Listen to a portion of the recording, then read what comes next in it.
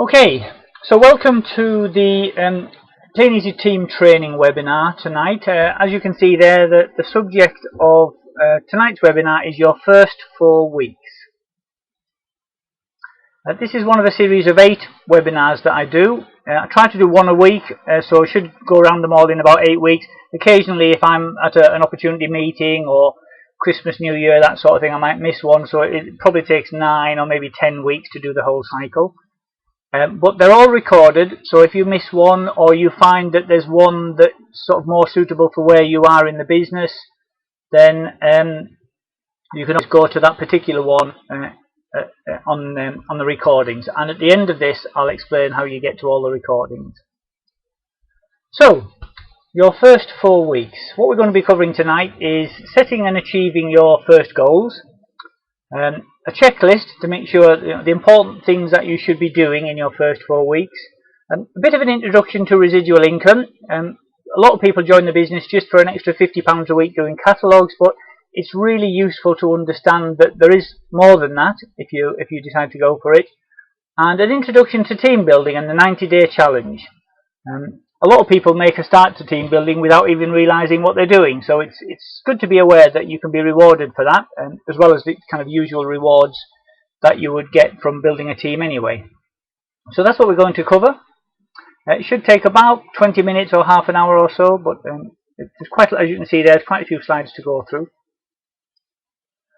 So, setting your first goal, and this might be an obvious question, but it's really useful if you know when you get started what you want out of Kleeneze, and it's something that you should really go through with your upline so that you've got an idea of, are your goals realistic? If you sort of join Kleeneze and you've seen Bob Webb and his Ferrari and you'd say, yeah, I'd like a Ferrari at the end of my first month, it might be a bit unrealistic. So it's kind of useful to be able to set your first goals to help you identify what you're looking for. And what I normally do with my team members, usually try and do this within the first sort of few days, is ask them a bit about what they would like to get out of Kleeneze in kind of 3 kind of timescales. So the first thing, within the first month or 2, what would they like to see? And often that's just like £50 a week or something like that, just kind of proving to themselves that it works okay. And beyond that, maybe it's kind of a bit more in the medium term, getting up to £100 or £200 a week. And then something else in the long term. But what I always ask people to do is, rather than just think of it in terms of money, think of it in terms of what the money would get you. So it might just be something like you'd like to be able to pay the bills without worrying what the postman is bringing you every morning.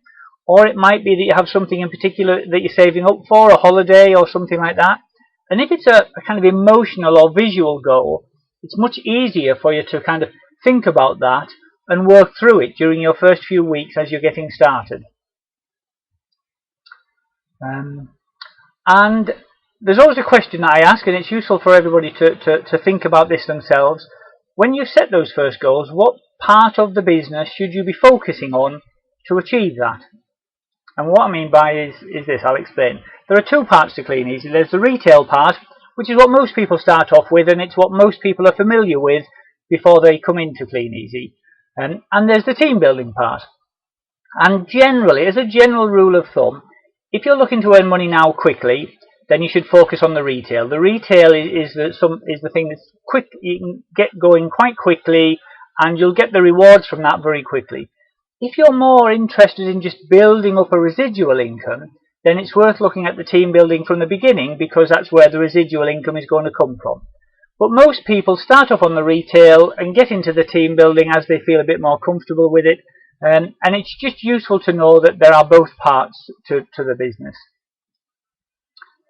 And the other thing that's really important is to understand how much time you're going to commit to your business. So if somebody comes to join my team, for example, and they start saying, oh yeah, I'd really like to be able to earn sort of £300 or £400 a week. I've got rent to cover or a big mortgage or whatever it is. And I've got a couple of hours on a Saturday morning to deliver catalogues, then I kind of have to explain to them you actually need to be able to commit a bit more time than that. You always really need a minimum, I would say, of 10 hours a week, probably 10 to 15 hours a week, spread over a few days to get the business going quickly. So as long as you understand how much time you're going to commit and what your initial goals are, then that gives you that focus to get started. So, quick question for everybody, especially the new starters, but also sort of people who have been in the business for a while. Can you remember what your first goal was? Or for those of you who have just started, what is your first goal? What would you like to earn, say, in the first couple of months? And is it for anything in particular? Is it, you're starting to save up for a holiday, or just want to be able to pay off bills, or what is it you're looking for? Or what were you looking for?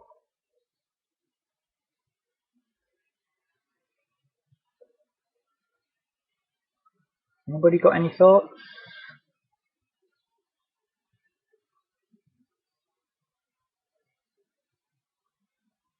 Oh, hi, so yeah, I remember that. I remember you telling us that.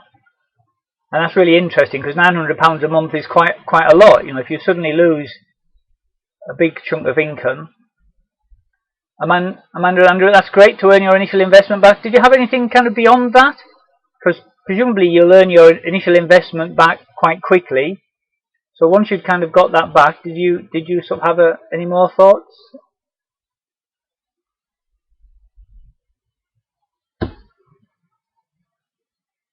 Paying for a holiday, that's good. Good. Matthew, that's a good goal. £200 a month to pay off the mortgage. Yeah, Rich and Helen, that's a really good one.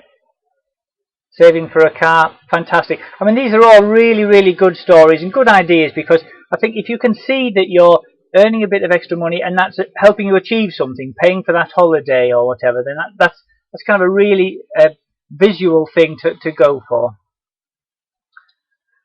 Okay, so some things that you need to be aware of. Firstly, you need to be patient with Kleeneze. It's at the beginning, especially on the catalogue side, it's very up and down. You've got no idea where your customers are going to come from. You just have to follow the guidance of your upline, deliver your catalogues persistently and consistently around your area, and be patient and give it time. And by taking those actions consistently and persistently, it will pay off. And that's really important, I think, to understand that whole thing, because I think in these day and age, everyone's so got the idea of kind of instant gratification, if you like. You go onto the internet and you can find out any information you want within 30 seconds. And we kind of have this feel that once we've committed to doing something, we should get the rewards immediately. And actually with Kleeneze, the rewards build up and up and up and up to be huge and exciting if you want them to. But it's not a get-rich-quick scheme, so don't think you're going to be rich within your first couple of weeks. You do need to give it time to build it up. So, now that you've set your first goal, you've got an idea of what you're aiming for. How do you achieve that first goal? And what I want to talk to you a little bit about is focusing on the actions that you can take rather than the results. A goal might be, I'd like to be able to save up £1,000 by the summer to pay for our summer holiday. But if you're just focusing on the £1,000 all the time, you're not focusing on what you can control, and that is your actions. So the goals that you're aiming for, whatever it might be, the holiday for example, will be achieved by the results, the earnings that come from those actions. So, as I said there, an example might be you'd like to save up £1,000 for a holiday in 6 months. In order to save up £1,000, if we just look at the retail side, and we're not looking at team building specifically at the moment, to earn £1,000, if you get something like £5,000 in orders with your 21%, then you would get £1,000 worth of income from that. So £5,000 worth of orders over a 6-month period is around about £800 in orders a month. Well, that's possible, certainly possible to get £800 in orders in a month. On average, we say that if you put out a catalogue, you'll get about £1 in orders back from it. So 800 catalogues a month would give you about £800 worth of orders in a month. So 800 catalogues a month, 800 catalogues sounds like quite a lot, but if you break that down into, say, 200 catalogues a week, then that could just be maybe 100 catalogues on a Monday, 100 on a Tuesday, 100 on Thursday. Guys, I'm sorry, I don't know if you've got this. My screen has just crashed. I don't know if it's just... hold on.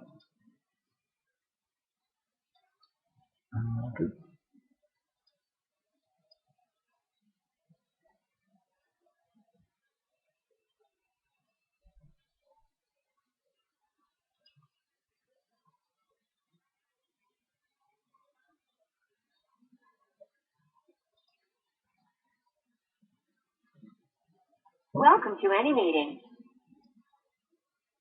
Your line is now unmuted. Hi guys, sorry, my screen just crashed there. Can you hear me again? Sorry, I see lots of comments there saying lost the sound, hang on Chris, yeah. Can I just check? Oh good, people can hear me again now. Sorry about that, I think that was just a glitch on my laptop. So yeah, 800 catalogues a month will give you those orders on average. So 200 catalogues a week, so that would be 100 catalogues on the Monday maybe, and 100 on the Thursday, for example. So you can control that. You might not be able to think, oh yeah, I can go for £1,000 holiday, but you can certainly say, I can put 100 catalogues out on a Monday and pick them back up again on the Wednesday, put them back out again on the Thursday. And if you focus on what you can control, then your actions will lead to those results, which will give you those goals. So that's basically how you achieve those goals, by just breaking it down into actions that you can control. So, now that you've got a list of actions, in our example that we said there, putting 100 catalogues out on a Monday and another 100 out on a Thursday, we need to get some disciplines together to put those actions into action. So to plan those actions, what I find is a useful exercise to do is to take a weekly planner, so you can kind of work out what other commitments you might have. So if you're fitting this around a full-time or a part-time job, then you can just take a weekly planner, which can just look something very simple like this, and maybe block out the days if you're working, so Monday to Friday, mornings and afternoons. But maybe you've got an hour or two before you start work, or maybe you've got the evenings or the weekends. And so you can kind of see what slots you've got available to take those actions that will give you the results that you're hoping for. So here's a little example that I put together. I can't remember if this is based on my plan when I first started off, but what I've got here, you can see, is I was dropping a set of catalogues on a Thursday, so you can see there, drop catalogues 1, and I was dropping another set of catalogues on the Friday, which is drop catalogues 2, and then I was picking the first lot up on the Monday and the second lot on the Tuesday. I think my idea here was to try to get my catalogues with my customers over the weekend. So I was dropping Thursday to pick up on the Monday, dropping Friday to pick up on the Tuesday. But obviously you can plan it around your commitments. Put in there the fact that you will have stragglers. So you need to go back for maybe stragglers on the Tuesday from your Monday pickup, and so on the Wednesday. And then maybe on the Wednesday you would place your order, because you've done your 2 pickups, you've got your stragglers. So then you can put your order in on the Wednesday. That will if you put that in before 3 o'clock, that will come to you on the Friday. So you can receive the order and then sort and deliver them over the weekend. So that's a typical weekly planner. Obviously in this one I didn't have a job that I had to avoid, so I was able to sort of fit it around my other commitments as I wanted to. But if you do have other commitments, looking after children or doing a school run or with another job, then obviously you would fit yours around those commitments. So, quick question, especially for the new starters, do you feel like you're getting into a routine now, that you're you know what days of the week you're putting your catalogues out and when you're going to collect them? Or do you feel that you're still a little bit, well, I'll get up in the morning and then decide on the day whether I'm going to bother putting them out or not? Because if you become self-employed, there is a temptation to kind of not have those disciplines that are enforced upon you by an employer.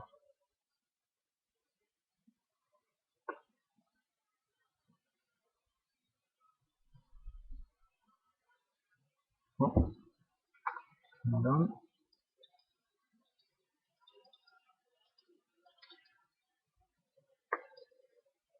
Plan each week. Okay. So, sorry, I've just seen your question there about how many on each drop.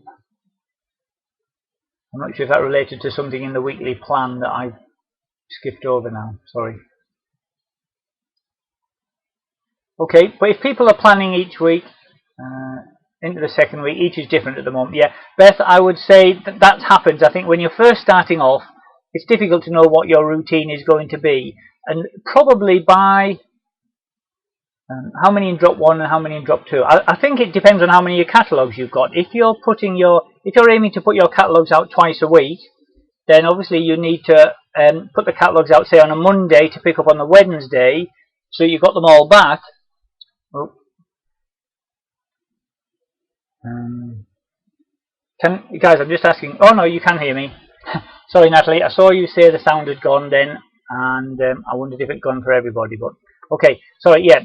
If you're putting out 200 catalogues, for example, twice a week, and you've got 200 catalogues, then you obviously need to put them out on, say, a Monday, collect on a Wednesday, so that you can put them back out on the Thursday to collect on the Saturday.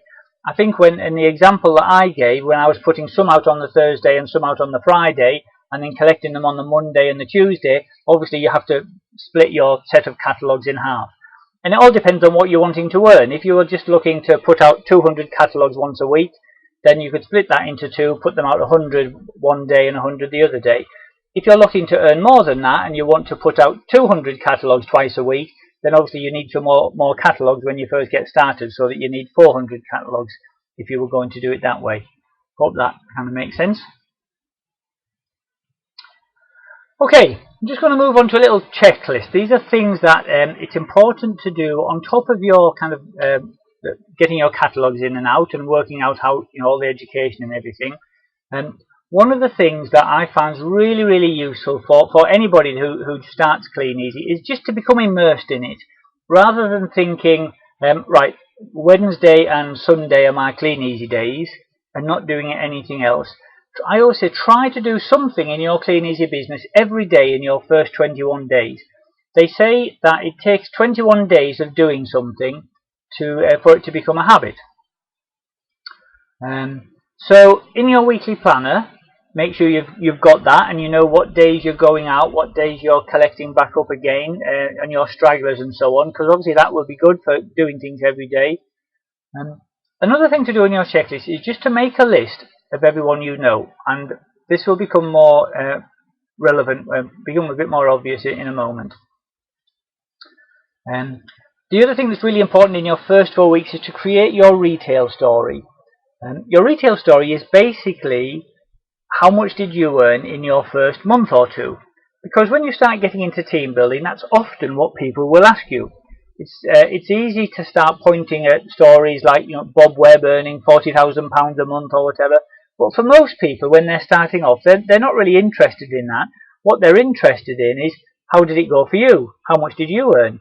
So I always say work really hard at the beginning to get your catalogues out as often as you can, maybe, you know, more often than you would like to do, but just at the beginning. Because if you can create a retail story and you say to people, yeah, I earned £250 in my first month, you know, £60–70 a week or something like that, then that's really valuable for people who are just coming into the business or thinking about joining the business. Then they can see that somebody that they know, somebody that they're speaking to, i.e. you, has just started and they were immediately earning £50, £60, £70 a week, because that's what people will join. A lot of people will join for. So to create your retail story quickly, you need to show your catalogues to as many people as you can. So that's blanketing, as I've just described, but also make sure you tell your friends, your family, your neighbours, everybody that you know in your area that you're doing Kleeneze, because they may not be people that you would get to when you're blanketing at this stage, but they may be happy to order from you and buy from you at the beginning, and that will help you to get your first orders in, and it will boost your retail and make that retail story bigger at the beginning. It's useful to get started on personal development. Personal development is something that I talk about in some of the later webinars, but it's basically just a bit of self-education, kind of learning about all sorts of different things that will benefit you in the Kleeneze business and in your life. And there's a book by Don Failer called The 45-Second Presentation, which just gives you a really simple overview of network marketing, which is the kind of business that Kleeneze is, and how your income can really grow huge just by sharing what you're doing with a few other people. Attend as many meetings as you can possibly manage at the beginning. There are local open evenings all over the country, millionaires meetings in the south and the north. There'll be local trainings. Your team, your upline or their upline will have local sizzles where you can go along and meet other team members. Get involved as much as you can. As I said at the top there, become immersed in it. Get to as many meetings as you can. And what's really, really important, and as a sponsor, I think this is something that is so valuable to me, when I see a new team member doing this, and that is contact your sponsor as often as you can, daily, weekly at the outside, but really more often than that. And it doesn't have to be anything in particular. Just ringing them up, just say, "Hi, just wanting to let you know, I picked up my catalogues yesterday. Got a few orders, but I've been out today, picked up my stragglers again. Got another couple of orders. Not quite enough to put an order in yet, but I'm getting my catalogues out tomorrow." Whatever it might be, just a kind of a quick update to your upline, and it just provides you with the opportunity to see that your sponsor's there to help you. It provides your sponsor with the evidence that you're enthusiastic and you're keen and you're looking to learn, and then any questions that you've got get answered really quickly. If you only speak to your sponsor kind of once every fortnight when you come across a major problem, then it becomes a lot harder to kind of solve the little problems as and when they occur. So contacting your upline really frequently at the beginning is a really useful habit to get into. Okay, I'm just going to talk a little bit about residual income. Savings. I don't know if anyone's still got any savings or whether you've spent them all on your holidays. This is something that Chris Mason Paul showed us at a Millionaires last year. And I think it's a really powerful example of what residual income is. Most people know what residual income is, and they will be aware of it, in that if you've got any savings in the bank, then with a bit of luck, you'll get a bit of interest on it. So 2.5%, I think, is a pretty good return on an ordinary savings account. And if you were wealthy enough to have £100,000 in that savings account, you'd be earning about 208 quid a month from that. So, not a lot. It's not going to kind of build into £1 million, but £208 just for having money in the bank isn't bad. So, another way of doing that, getting that money, is to start building a Kleeneze team. So, we talked earlier about putting out your enough catalogues to get £800 in a month worth of orders. If you do that, so if you're putting your 200 catalogues a week out, then you've got a pretty good chance of hitting your 10% bonus. And if you start to bring in some team members who do the same as you, then that will increase your earnings. Now, how many team members do you need to make a difference? Well, if you've got one team member who hits 10% and you earn your 10%, then you get a bonus on that of around about £30, let's say. If you've got a couple, the bonus is a bit more. If you've got 5 team members, your monthly bonus from all those people hitting 10% is £240. Now, is that important? Is that a lot? That's not going to break a bank. It won't kind of replace a full-time income. But if you look at that, £240 from having 5 people just doing what you're doing is more than you would earn from having £100,000 in the bank. Oops. So, the quick question, do you think in the next 12 months you would be more likely to save up £100,000 or to find 5 people who could do what you're doing? And for most people, I would say finding some people to do what you're doing is going to be a lot easier. Saving up £100,000 is quite a challenge unless you're already earning a significant amount of money each month. So, if we find, Jenny, fantastic, that's exactly what I would have said, finding 5 people. Even if you've got no idea how to do it now, your upline will, or their upline will, and they can help you get started on that. And that's why I think it's really important to start thinking about team building right from the beginning. So a quick start, a quick and easy way to start team building before you even know how to. I mentioned earlier about writing a list of all the people that you know. So a good thing to do is to start writing your warm list. And the warm list is simply a list of people that you know. So it could be, mum, dad, auntie, uncle, brother-in-law, sister-in-law, friend down the pub, whoever you might know. And just start off, make a list of 10. And then give them a quick call. And normally the way I find the easiest way to do this is what we call the third party approach. You simply ring them up and say, "Hi John, how are you? Hope things are going well. John, the reason for my call, I've just started this little business and I'm really interested in your opinion. if I send you some information about what's involved, would you take a look at it? And if you can think of anybody that might be interested, would you let me know? So you're not asking them, you're not saying, oh, John, you're always skint, mate, you could do with a bit of extra money, why don't you come and join Kleeneze like me? Because that's just going to offend them or upset them. But if you just say, would you have a little look at it, and if you can think of anybody who might be interested, then let me know.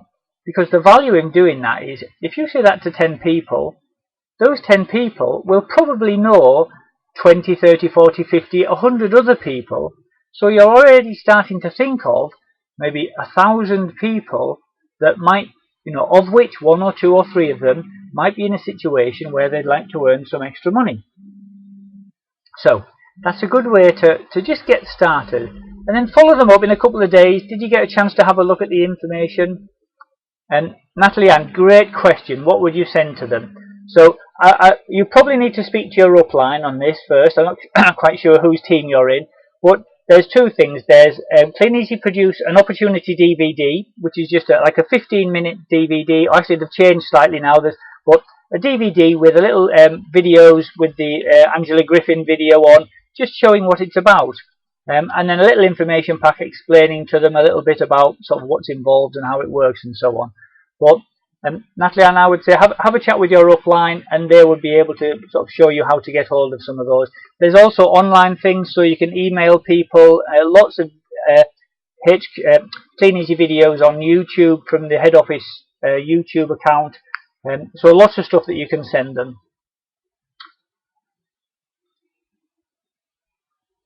Okay, and then just get into the habit of adding more people to your list every day. This is a great habit to get into. You can just ring people up. Once you've spoken to a couple of people, every day I speak to 1 or 2 more, and you'll gradually start to build up this list of people. And it may be that at that point they can't think of anybody that they know who might be interested. But at least you've sown those seeds. You've sown those seeds, and they might come across somebody in the future and think, oh, crikey, Graham was talking about a way to earn a bit of extra money with that Kleeneze thing. I wonder if he's still doing it. And they'll come back to you, and that might be your next team member. As I've said there, that's sowing those seeds. You never know when somebody's circumstances will change. The next day, they could go into work and there's been some announcement about redundancies, and they're going to be straight on the phone to you saying, are you still looking for somebody now? Okay. So the other reason why it's useful to be aware of team building from the beginning is the 90-day challenge.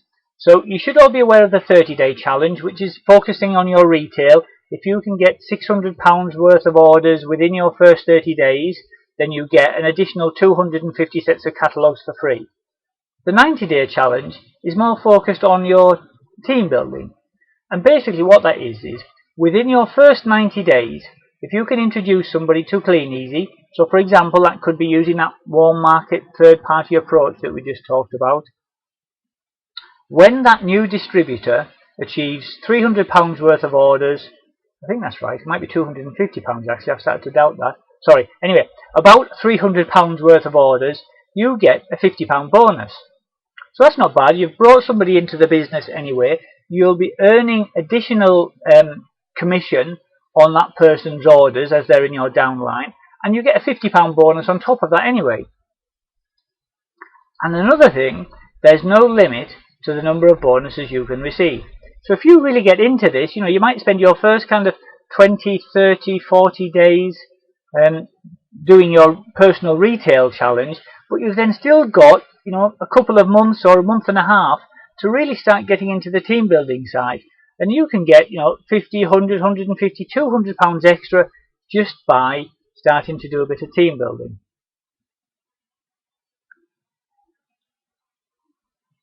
Okay, coming towards the end now, so I just wanted to check, just checking that everybody's been paying attention, what are the 2 ways to earn money in Kleeneze? Is everybody still awake out there?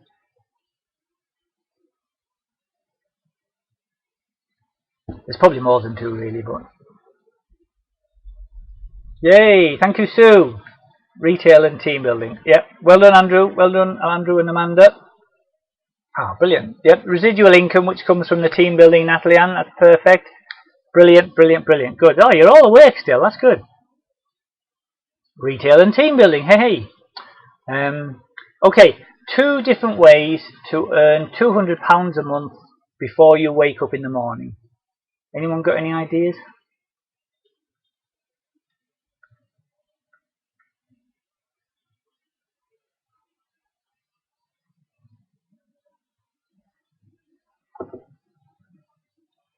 Aha, Matlina, fantastic.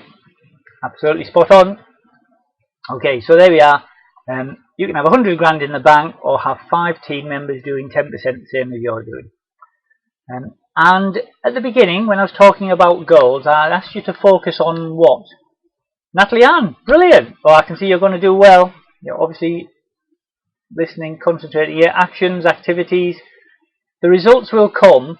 You can't really control the results. You can't tell who's going to order from you and who isn't. What you can focus on is getting those catalogues in and out as often as you can. So focus on your actions or your activities. Very good. Actions, there you go. And you can control that. You can decide whether you put the catalogues out or not. And nobody can stop you once you've decided to do that. So, just wrapping up, what did we cover? Setting and achieving that first goal. That little checklist about things that you should do, speaking to your sponsor, getting to your meetings and so on. Bit of an introduction to residual income. The 30-day challenge. So that is the end of the second webinar there, your first 4 weeks. Next week we'll be talking about building your customer base.